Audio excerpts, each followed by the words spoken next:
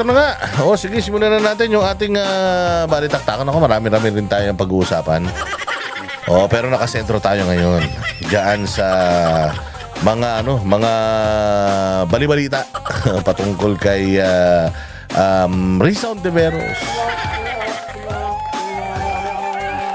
At magandang araw ulit sa inyo. Ayan na, tahimik. Seryoso na tayo. Ano nga pala yung channel nung dito kay yung kay Michael Morillo alias Rene. Yan yung isa sa mga gusto natin pag-usapan dahil napaka-importante niyan mga bossing. Kasi nagkaroon po tayo ng nagkaroon tayo ng opportunity dahil tinag tayo diyan sa sa video na yan. And then ang ginawa natin ay shinare natin yung mga videos niya. Sabi ko nga sa inyo, it costs me my lifelong Facebook. Na talagang na-take down yung aking at least dalawang importanteng Facebook account. Yung official Facebook page natin kung saan napakarami ng casualties dyan sa Facebook page niya. Ang dami ng mga binanatan natin mga politiko dyan. Alam mo, kahit nga yung Quadcom, binanatan natin dyan. Tricom, binanatan natin dyan. Si Bongbong Marcos, binanatan natin dyan. Lahat ng mga kupal, binanatan natin dyan. Isa lang yung binanatan natin dyan sa channel na yan na nakapagpa-take down. Imaginein mo ilang taon na, ilang libo. Halos 100,000 na mga followers yung nandiyan napa-take down lang ng ganun lang. Alam mo, just by sharing itong video ni alias Rene, ba't ganun? Masama ba yun? Masama ba yun? Una sa lahat, kumakalat naman na yan. And then, share lang natin. Kasi we're asking questions, di ba? Ang daming patutsado ng bata. Tapos, biglang ang daming mga pinagsasabi. Dapat naman nang humihingi lang naman tayo ng kasagutan, di ba? Bakit pinagtatanggal yung mga Facebook? So, ito na nga, sumagot nga itong si Madam Risa at ang dami-dami niyang mga text messages na ipinakita. Ganda. Mabuti naman. Yun naman ang gusto natin Diba? Yun naman ang gusto natin talaga. Yung sumagot siya doon sa mga isinusumbong sa kanya. Yan. Wait lang, ipapakita natin. Eto yung balita patungkol dyan. So, nagpa-press con kasi si Madam, syempre with her malaanghel na tono, na parang ang bait-bait. So, sinasabi nga niya doon na walang katotohanan yung mga akusasyon ni alias Rene. Yan din naman ang sinasabi namin noon Diba? Yan din naman ang sinasabi natin noon na walang katotohanan ang lahat ng sinasabi nitong alias Rene diyan sa committee mo. Pero ikaw talaga naman, ikaw ay paniwalang-paniwala at ikaw ay talagang ginamit mo pa itong mga pinagsasabi nitong alias Rene na ito para hiyain si Pastor Kibuloy, para makabuo, para i-contempt mo siya, para siya ay iyong ipa-hunting kay General Torre. Kasi siya talaga yung siya yung nag-issue ng contempt orders. Pinapahuli niya itong si Pastor Apollo Kibuloy dahil dito sa hearing at dahil dito sa statement nitong alias Rene na ito. Noon sinasabi namin sinungaling, ayaw mo niwala. Sinasabi namin hindi totoo pinagsasabi ng alias Rene na yan. Diyan sa committee hearing mo noong pinipersecute mo political itong sila Pastor Apollo Kibuloy, Kingdom of Jesus Christ. Dinamay mo pa si Senator Bongo Bato at saka si VP Sara dahil nagkakabutan daw ng baril. Di ba sinasabi namin, dinidebunk namin, nagpunta kami sa may Glory Mountain. Doon sa Glory Mountain, pumunta kami sa helipad. Doon sa helipad, tiningnan namin yung tent na sinasabi niya kung saan siya naka-assign. Ang layo, as in super layo, hindi tanaw ng mata mo, kilometro layo. Noong helipad, papunta doon sa may tent na yun. At saka yung tent, nandoon siya sa taas, sa may golf course. Yung helipad, nandoon sa may baba, sa may mismong entrance. So, papaanong from doon sa taas, nakita niya na may bit-bit na baril na ibinibigay di umano kay Pangulong Duterte tsaka kay Inday Sara, di ba? Di ba yan yung mga statement niya? Meron pa siyang statement noon.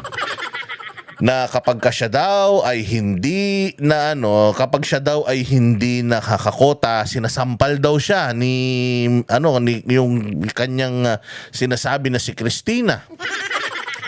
Tapos siya din, sinasabi natin na hindi ganun, hindi totoo yun, walang ganun. Tinanong pa natin yung mga bawat members ng KOJC na, kayo ba pagka hindi kayo nakakabenta, sinasampal kayo?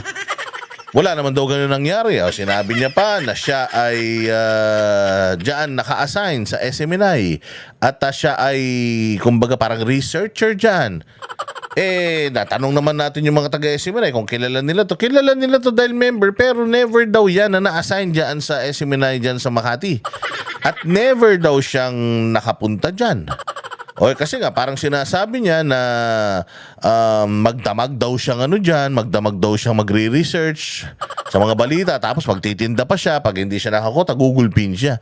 Ganon yun, tapos pinaparusahan daw siya sa Glory Mountain. Ganon yung mga pinagsasasabi niya na dinibank natin yan noon. Risa Ontiveros, dinibank namin yan noon. Diba? Yung mga aliporis mo, ayaw maniwala. Ikaw mismo, ayaw maniwala sa pagdibank namin, hindi ba? Tinuloy-tuloy mo pa rin yung hearing, tinuloy-tuloy mo pa rin yung mga statement ng mga tao dyan, pagtatanong na kunyari, ngayon mo lang tinanong, pero alata naman na pinractice nyo yan. So patuloy sila nagsisinungaling yan. Noon pa namin sinasabi, Risa Ontiveros, na sinungaling yung mga testigo mo. Sinungaling yung mga testigo mo, di ba? Lahat yan, si alias Amanda, yan, di ba? Sinasabi natin na napakalabo ng mga pinagsasabi nila. Because even yung mga co-members nila dyan can debunk yung mga pinagsasabi nila dyan. Ayaw mong maniwala sa amin na sinungaling. Ngayon, ang peg ni Risa Ontiveros, sinasabi niya na itong batang ito ay sinungaling daw.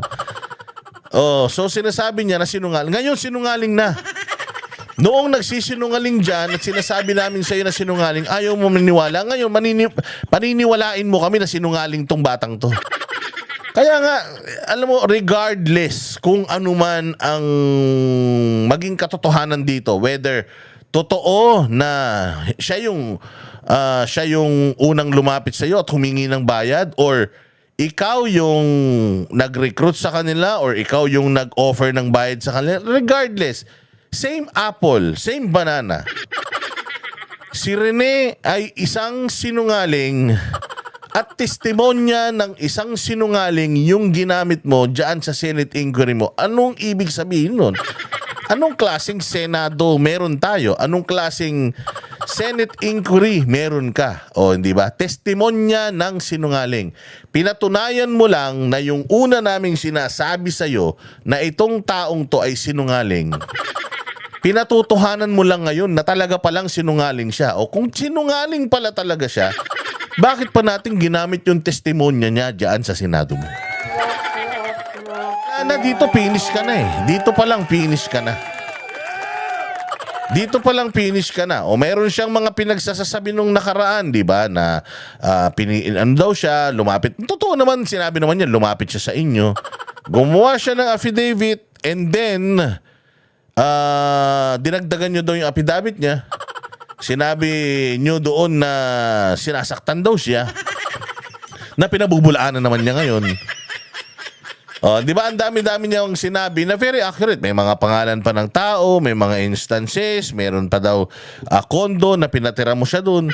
Alam mo, the fact na pinatira mo siya sa kondominium mo, kung totoo man yan, yun pa lang yun pa lang, mali na yun Yun pa lang, witness tampering na yun Kasi pwede naman siyang pumasok ng witness protection program Pero papasok siya sa witness protection program, ikaw yung committee chairman, tapos nagtatago siya sa bahay mo.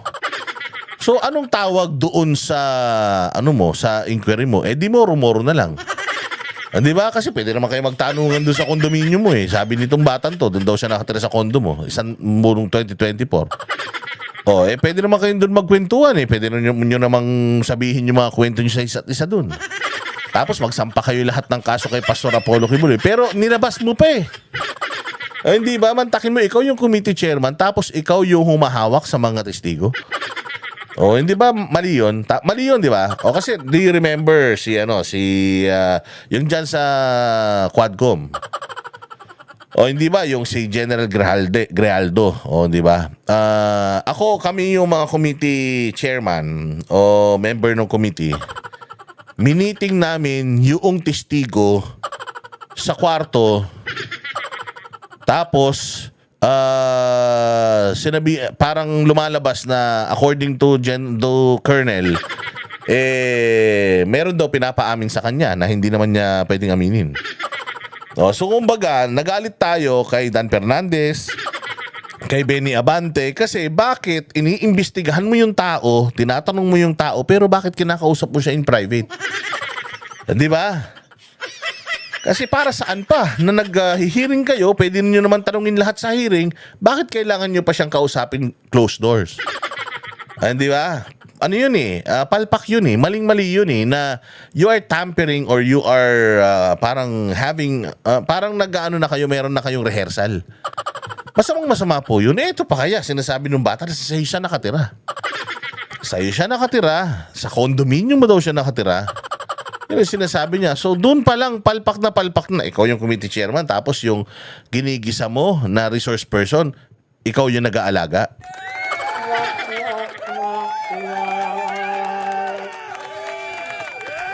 Alam nyo, sabi ko nga sa korte, kapag meron kang 10 ebidensya, isa lang dyan, finabricate mo. Lahat ng ebidensya mo, kahit siyam doon tama, yung isa lang ang mali, lahat yun, basura. So, ibig sabihin, sa lahat ng mga testigo mo dyan, at isa itong si alias Rene na testigo mo. Isa to si alias Rene na testigo mo. Ibig sabihin, kung ginamit mo yung testimonya ng isang sinungaling, kasinungalingan, yaang iyong committee hearing. Pinatotohanan mo lang na tama yung aming sinasabi na itong alias Rene na ito ay sinungaling, na hindi ka naniniwala na sinungaling, ngayon pinatutunayan mo na sinungaling talaga siya. Kung sinungaling siya, ginamit mo yung testimonya niya, ulit-ulit nating sasabihin to, kung sinungaling ito at ginamit mo yung testimonya ng isang sinungaling, ibig sabihin yung committee hearing mo, yung resulta ng committee hearing mo, puros kabulastugan at puros kasinungalingan.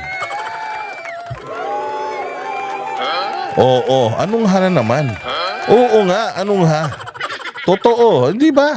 Pakinggan natin itong balitang ito at reaksyonan natin yung mga sasabihin niya. Binayaran po ako ni Senri Sauntiveros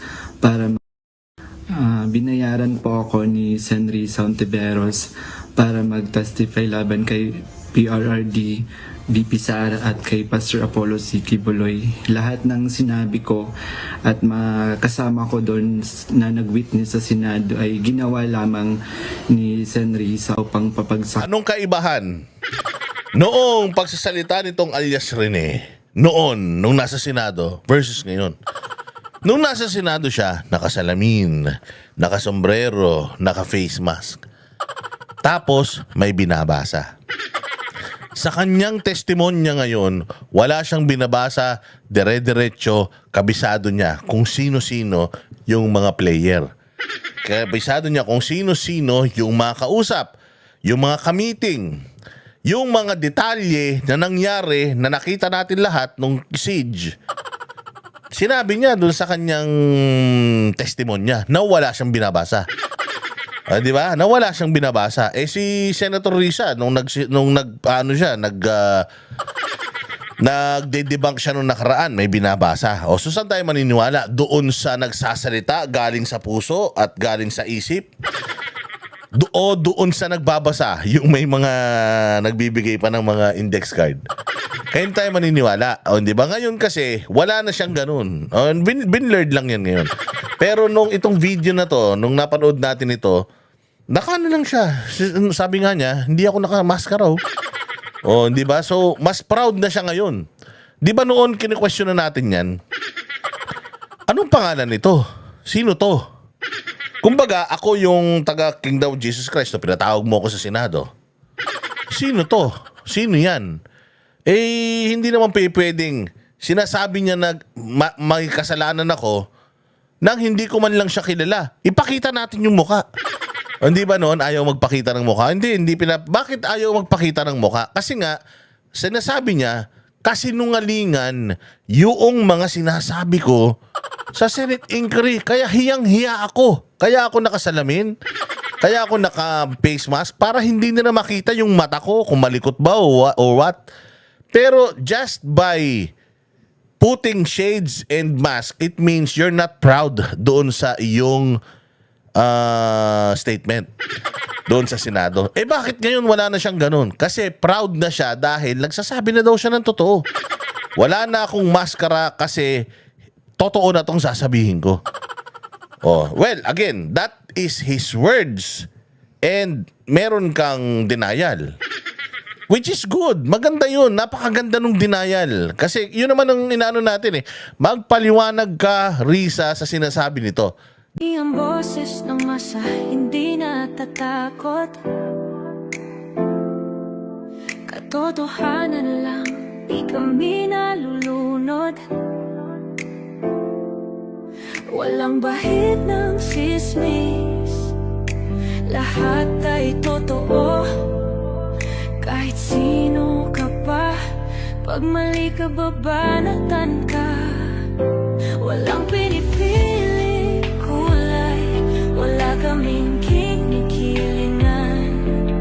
Basta para sa bayan, kami lalaban. Pagdama palakpakan, pag mali banatan. Di matitinag, di matatakot, para sa bayan tuloy ang sigaw. Sa harap ng kamera, walang halong takot. Mga baluktot, lahat kayo'y tutumba. Ang hustisya at totoo, yun lang ang mahalaga. Kahit sinong harang, di kami matitinag. Walang pinipiling kulay, wala kaming kinikilingan. Basta para sa bayan, kami lalaban. Pagtama palakpakan, pag mali banatan. Di matitinag, di matatakot, para sa bayan tuloy ang sigaw. Kung nasa tama ka, ikaw ay aming kasama. Pero pag mali ka, handa ka na bang mabasag? Banateros kami, walang inuurungan. Dahil bayan muna, bago ang sarili.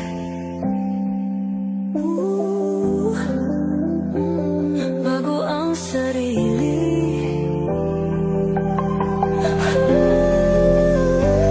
Pagtama palakpakan, pag mali banatan. Banateros ang sigaw, katotohanan ang laban.